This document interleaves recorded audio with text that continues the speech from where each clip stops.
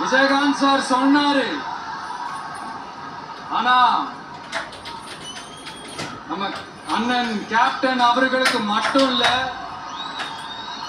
நமக்கும் சேர்த்து எழுதின இந்த வரிகளை யார் எழுதினது தெரியல. நாமக்கல் மாவட்டத்தை சேர்ந்த மேகனூர்ல பிறந்த நாமக்கல் கவிஞர் திரு ராமலிங்கம் பிள்ளைதான், அவர்கள் தான். அடுத்து தமிழ்நாட்டு மக்களுக்கு இந்த இடஒதுக்கீடு உரிமையா வழங்கினதும் இதே நாமக்கல் மாவட்டத்தை சேர்ந்த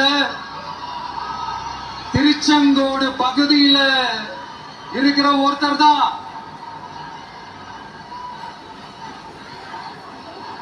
நம்ம சென்னை மாகாணத்தோட முதலமைச்சரா இருந்த சுப்பராயன் அவர்கள், அவர்தான் அந்த மாபெரும் மனிதர். தமிழ்நாட்டு மக்களுக்கு இடஒதுக்கீடு உரிமைய வழங்கினதுல இவருக்கு மிகப்பெரிய ஒரு பங்கு ஒன்று இருக்கு.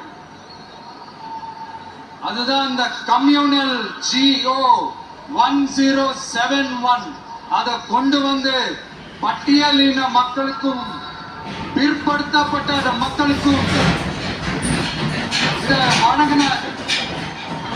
அதனாலதான் அவர் முதலமைச்சரா பதவியேற்றதுக்கு அப்புறம் முதல் தமிழர் அப்படின்ற அந்த பெருமையோட சொன்னது மட்டும் இல்லாம இதே அவருக்காக ஒரு மணிமண்டபம் கட்டுவோம்னு வாக்குறுதி நம்பர் 456 கொடுத்தது யாரு?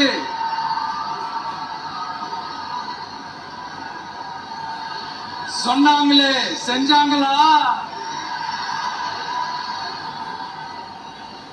அதாவது ஒரு படத்துல நம்ம வடிவேல் சார் இந்த எம்டி பாக்கெட்டை எடுத்து இப்படி காட்டுவாரு தெரியுமா?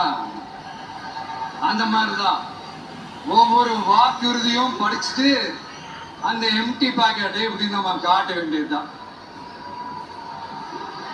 இப்ப நம்ம அந்த நாமக்கல் மாவட்டத்துல வாக்குறுதிகளா அது செய்வோம் இது செய்வோம்னு நிறைய சொன்னாங்களே,